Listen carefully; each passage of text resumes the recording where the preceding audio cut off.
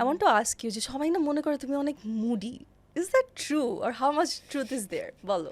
আমার চেহারাটা এরকম না, that's true বাট ইয়া যাদেরকে আমি চিনি না তাদের সাথে আমি একটু রিজার্ভ, বাট যারা আমার সাথে ক্লোজ বা যারা আমাকে চেনে বা আমি যাদেরকে চিনি তাদের সাথে আমি অনেক ফ্রেন্ডলি, সো ইট ডিপেন্ডস।